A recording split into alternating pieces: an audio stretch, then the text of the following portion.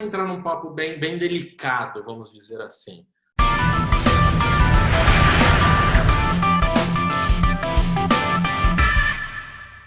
Né, gente? A gente vai trocar uma ideia agora, meninas, sobre medo, insegurança, assédio. Quero saber de vocês duas, se vocês já, né, obviamente, medo e insegurança, acho que desde do momento que a gente começou aqui o nosso bate-papo, vocês já expressaram um pouco disso. Mas vocês já passaram alguma situação de real, né, de medo, assim, de falar, meu, agora ferrou, tipo, né, ou de uma insegurança, tipo, tô indo para um lugar, tipo, pô, será que vai ser seguro? Será que não vai? E também queria saber de vocês se vocês já sofreram algum tipo de assédio e como é que foi essa experiência, negativa, obviamente. Conta aí um pouquinho pra gente, começando pela Pri, né? Vamos começar pela Pri, vamos seguir essa ordem do Beto.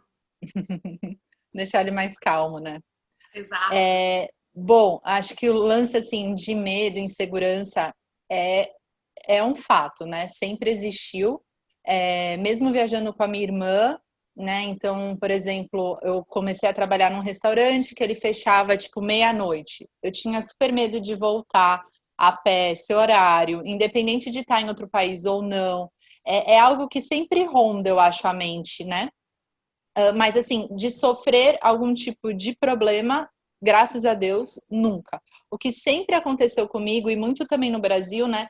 Com esse trabalho de desenvolver mercado brasileiro, a gente viaja muito, a gente pega muito Uber, né? E tem alguns que você entra, você fala assim, putz, que esquisito, né? Aí minha técnica é sempre começar a puxar um assunto para sentir a vibe, né? Sentir a vibe do motorista. Dependendo da vibe, eu paro antes, não sei, mas graças a Deus nada nunca tipo aconteceu. Mas eu acho que é algo recorrente, assim. Até trabalhando na agência, eu atendi muitos estudantes, né? E muitas mulheres com medo de viajar sozinha, né? Querendo encontrar amiga ou falando, putz, se fulana não for, eu não vou. E né? É um medo que existe, mas é algo que eu gosto muito de combater, porque essa ideia realmente de que nós não estamos só, né? Que onde a gente vai, a gente encontra uma rede de apoio, a gente faz amizade, tem pessoas passando pelas mesmas situações, isso é muito verdade, né? E na verdade é sair desse lugar de conforto que faz a gente crescer e ganhar essa segurança que às vezes não é nem que não existe, é que é construída em volta da mulher, né? De tipo, putz, você tem que tomar cuidado com isso, com aquilo, né? Aí você fica tenso, você fala, cara, tá, então o mundo é muito perigoso e eu sou muito frágil, né? Óbvio que a mulher é mais frágil que o homem em alguns sentidos, mas assim, bota uma fragilidade talvez muito exagerada, né? Então, a experiência em si, ela quebra um pouco dessa fragilidade, mas é algo constante, né? É algo constante, eu acho, de tipo, pensar mil vezes antes de fazer algumas coisas, por receio, né? Por medo mesmo. Ô, Pri, o lance que você falou, né, do medo de sair à noite do trabalho e andando para casa, quando você estava no seu intercâmbio e tudo mais, você sentiu que você foi perdendo isso com o tempo? Porque isso foi uma raiz que você trouxe do Brasil, né, uma cultura que a gente traz do Brasil, que obviamente não são só vocês mulheres, mas nós homens também, por andar de madrugada, né, e tudo mais, a gente sabe que não é seguro isso aqui no Brasil. Você sentiu que você foi perdendo isso com o tempo, conforme você foi acostumando com o país? Eu fui perdendo, mas assim, graças a Deus, sempre aparece, não sei, pessoas na minha vida. Então, assim, nesse restaurante eu acabei ficando amiga lá de um kiwi que passava na frente da minha casa e começou a me dar carona. Então, assim, eu conseguia ir encontrando soluções, sabe? Então, isso ia me dando muita segurança, né? As pessoas do bem que sempre foram aparecendo. Mas sim, eu acho que eu fui perdendo muito, né?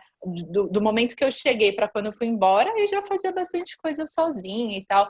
Mas eu cheguei com muita necessidade de ter alguém junto, né? E é engraçado que eu lembro quando eu cheguei na Austrália, que aí eu fui sozinha, um dos primeiros lugares que eu fui a pé foi para Opera House, né? Aí eu fui, nossa, eu tô aqui, né, em Sydney, que legal. Aí cheguei na Opera House, nossa, é muito legal, que aí você realiza, né? Cara, cheguei. E aí eu falei, putz, mas eu não tenho ninguém para compartilhar esse momento aqui, né? E é muito louco, porque assim, dá uma força, você fala, cara, eu vim aqui sozinha.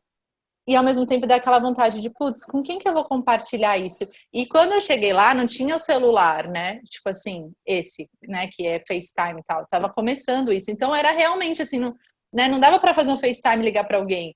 Então, isso é muito rico, né? Acho que isso tudo traz elementos onde faz a gente refletir e entender, putz, que importante eu estar aqui, né? Eu cheguei, eu consegui, mas como é legal também trazer pessoas, né, para esse círculo de convivência, para compartilhar os momentos legais, né? Sim, sim. E Pri, só mais uma perguntinha em relação a isso também, né? Do lance de você desvinculou dessa cultura brasileira enquanto estava lá, né? Dos medos e tudo mais. Quando você retornou para o Brasil, foi difícil o recomeço, a Muito, readaptação? muito, muito. Assim, eu falo que eu levei 2 anos depois que eu voltei para me sentir realmente, tipo, estou em casa novamente, porque eu acho que a gente quebra tantos paradigmas, se liberta de tantos medos, a gente cresce tanto como pessoa, indivíduo. Quando a gente volta, a gente fala, cara, mas eu voltei para o mesmo lugar, aqui tudo continuou tão igual, né? E aí bate uma insatisfação muito grande de querer, de não se encontrar naquele lugar onde você estava antes, né? O lugar, as pessoas que você estava antes de sair, você muda tanto, não é que as pessoas mudaram, é que você muda e cresce, que você não se encaixa mais como antes. E aí você tem que se reinventar e encontrar maneiras de crescer aqui, né? Você cresceu lá e aí você tem que crescer e se desenvolver aqui também. Então foi bem desafiador, bem desafiador. Muito. É isso. Eu sempre falo uma coisa e eu espero que vocês não levem, né? Vocês, telespectadores, espero que vocês não levem isso para um lado positivo e sim para um lado negativo. Ou melhor, espero que vocês não levem para um lado negativo e sim para um lado positivo. Eu sempre falei que depois que a gente faz intercâmbio, a gente nunca mais é 100%. A gente vai ter uma parte do nosso coração, né, no Brasil, obviamente, que é a nossa terra de nascimento e tudo mais, onde a gente criou todas as nossas, tudo que a gente tem, e uma parte do coração com certeza vai ficar guardada nesse país que a gente vai fazer o intercâmbio. Então, isso é bom porque, querendo ou não, a gente traz culturas boas, a gente traz nessa parte da segurança, que realmente só quem foi para lá, só quem viveu isso, né? É o que eu e o Beto, a gente sempre fala que turismo e intercâmbio são coisas bem diferentes.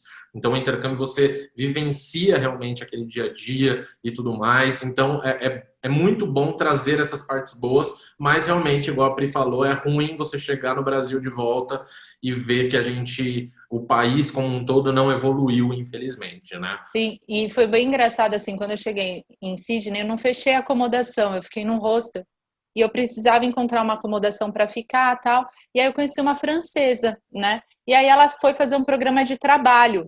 E aí eu falei, Iva, você está procurando um lugar para morar? Ela, cara, o meu chefe, ele tem um apartamento aqui no centro de Sydney, no 44º andar, que ele está vendendo. Mas ele falou que ele me aluga, só que ele me aluga com outra pessoa. E a gente ia pagar, tipo, $200 a semana, que é bem barato, para ter um quarto sozinha com um banheiro. Aí eu fui lá ver o apartamento, eu falei, cara, isso é bom demais para ser verdade, sabe assim? Mó legal, 44º andar e tal. Eu fui e falei para ela, Iva, sorry, não. Ela, mas por que não? Eu falei, ai, eu não tô me sentindo segura, eu não me senti segura. Eu achei bom demais para ser verdade. Tipo, é uma cultura nossa aqui, né? Ela, você quer conversar com o meu chefe? Eu te levo no escritório, você conhece o Bertrand lá. E eu falei, não, então eu quero. Aí eu fui, conversei com ele, entendi o esquema todo, o porquê estava tão barato, e foi onde eu acabei morando por 1 ano. Então, eu acho que isso mostra muito, né, esse quê de insegurança que a gente tem, que até coisas legais a gente às vezes, tipo, fica com receio, né? Com receio. Ô, Pri, você é mineira? Porque mineiro que é assim, hein? Eu sou de Niterói, eu nasci em Niterói.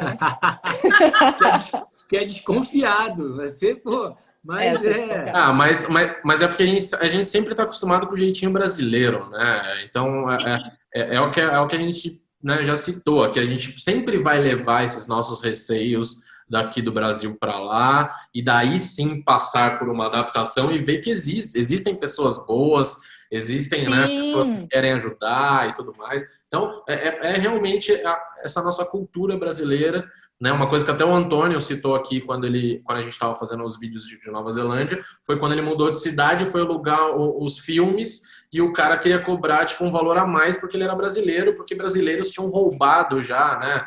Então é assim, a gente sempre vai carregar essa síndrome aí de vira-lata, né? A famosa síndrome de vira-lata do brasileiro, não tem jeito. E você, Tati, conte para nós um pouquinho mais dessas situações de insegurança, de medos e tudo mais. Eu tive algumas situações assim que para mim foram mais arriscadas e, por exemplo, uma na época que eu fui ao pé, eu saí de carro de Atlanta e fui visitar os avós das crianças que eu cuidava, que ficava na Flórida. Então era mais ou menos 9 horas e meia de viagem, né? E eu adoro dirigir, peguei a estrada e fui embora, né? E aí de repente eu comecei a perceber que tinha uma caminhonete atrás de mim, dando luz alta toda hora. Eu falei, gente, será que o pneu furou? Né, alguma coisa eu vi, e o carro tinha, minha host já tinha falado, tudo acende, então você não se preocupa, né? Só para se precisar pôr gasolina e, né, vai embora. E naquela época, gente, é igual a Pri falou, não tinha smartphone, era celularzinho, que era só para ligação e tudo mais. E eu via que o cara continuava insistindo, aí ele parilhou do meu lado e ficava, encosta, encosta, e eu continuei dirigindo. A hora que eu vi o primeiro posto, eu parei e entrei e pedi ajuda pro cara do posto, e ele parou no posto. Ficou quase meia hora ali esperando eu sair de dentro. Ele só foi embora porque a moça saiu lá fora, o cara que estava do posto, da conveniência, para dar uma olhada. Ele percebeu que foi para alguma coisa disso, aí ele saiu fora porque ela ia chamar a polícia. O cara realmente estava me seguindo. E aí eu continuei a viagem, né? Essa foi uma das primeiras experiências que eu tive, assim, que me deram mais medo, porque eu falei, gente, imagina, se me para aqui, me pega numa estrada que não tem posto nenhum, eu tô perdida, né? Baixa o meu carro, fura meu pneu, o que acontecer, a gente não sabe o que acontece, né? Aí a Pri comentou de pegar Uber em países da América Latina. Eu tive uma experiência na qual eu não tinha SIM card de telefone internacional. Eu só usava o Wi-Fi dos lugares que eu ia para as reuniões. E eu entrei num Uber, só que eu deixei o meu Google, eu fiz aquele download do Google Maps Free, né? Então eu sabia mais ou menos o destino que eu tinha que ir, e eu comecei a perceber que o cara, uma que você tinha na época, você não podia sentar atrás, porque o Uber não era ainda regularizado, você tinha que sentar no banco da frente. E aí o cara começou a dar muita volta. Então, numa viagem que era para levar, tipo, 10, 15 minutos, levou quase 40 minutos, e ele ficava mudando de marcha, encostando a mão dele na minha perna, perguntando de onde eu era, porque eu tinha um sotaque, porque eu parecia que eu era brasileira, mas da onde que não sei o quê, e tentando saber se eu saía ali. Aí eu pedi para ele, falei assim, olha, acabei de receber uma mensagem, a reunião mudou, fica aqui 2 quadras, e pedi para ele parar, sair do carro e peguei outro, porque eu fiquei realmente com medo e eu ia cada vez mais pro canto da janela, assim, porque eu falei, meu, se ele me leva pra algum lugar, e era assim, ele dava voltas num bairro extremamente perigoso na Colômbia, que eu não conhecia, que não era a rede principal onde eu tinha que ir, e aí eu fiquei bem insegura. E outra situação que pra mim foram as mais marcantes foram essas, mas essa fui pra Angola, que é um país extremamente machista. E ali eu tive uma reunião dentro do Ministério do Petróleo. Eu tinha marcado a reunião com um representante, homem, e eu cheguei na sala, uma sala super pequena, onde tinham 4 homens para sentar e conversar comigo. E agora, tipo assim, aí você já tá mais velha, mais experiente, né? Aí eu já, tipo assim, falei, olha, eu vim aqui para conversar com o senhor tal, para resolver o que tinha que fazer. Se a conversa está indo para outro patamar, se eu me dá licença que eu tenho outra reunião para ir, levantei e fui embora. Aí a gente vai aprendendo, né? Vai tirando de letra as situações que vão colocando no seu caminho, até por ser mulher e tudo mais. Mas isso não me deixa hoje com o medo que eu tinha lá atrás. Hoje eu acho que para mim, assim, acho que a Prita pode tentar até falar isso também. Hoje eu tenho muito mais confiança em ser mulher, exercer o trabalho e a profissão que eu exerço, de viajar e de ter que fazer reuniões e tudo mais, encontrar pessoas que vão te tratar dessa forma, mas realmente no momento que você vive aquilo ali, te dá uma ansiedade, uma insegurança que você não sabe para onde correr e como você vai fazer essa situação sair daquele momento ali, né? Vivenciei outras, mas essas foram as que mais marcaram, assim, em questão de medo, insegurança, de seguir e tudo mais. Mas eu acho que é um crescimento para a gente como mulher que faz a gente desenvolver a potencialidade que a gente tem também, não só no trabalho, mas como a parte pessoal, desenvolve assim uma energia e uma força que a gente às vezes acha que não tem e tem, né? Foi até legal você ter citado esses 3 casos, Tati, porque obviamente que a Colômbia, Angola, assim como o Brasil, são países subdesenvolvidos, né? Então a gente, querendo ou não, infelizmente a gente já espera, né? A gente já espera alguma coisa mais, igual a Pri falou também, né? Você já fica um pouco mais receoso em países subdesenvolvidos. Mas você deu um exemplo muito bom que foi num país de primeiro mundo, pô, Estados Unidos, Sim. e você passou por isso. Então, assim, é uma coisa que realmente está enraizada no ser humano como um geral, né? E espero que vocês, mulheres que estejam vendo, não levem isso para um lado de medo, né? E sim, pelo que a Tati falou, um lado de crescimento, de você conseguir, né, meninas, vocês podem falar muito mais do que a gente, o lance de crescer e conseguir tipo, quebrar algumas barreiras que talvez você não quebraria se você não passasse por isso. Infelizmente, hoje a gente tem esse negócio de, putz, a gente tem que passar para aprender. E querendo ou não, é verdade, né? E eu acho que é usar sempre... Desculpa, Beto. Não, eu ia falar que... Pode falar, depois de você falar eu falo, vai. Não, eu ia falar assim, que se tem uma dica assim, que eu humildemente posso dar, é de usar essa rede de apoio, né? Igual a Tati, parou no posto, pediu ajuda. Verbalizar, né? Mesmo, tem a barreira da língua se eu estou em outro país, pegar e falar, usar as pessoas em volta, porque como o Muri falou, né? A maioria do mundo é gente boa. Não dá dica agora, não. Desculpa.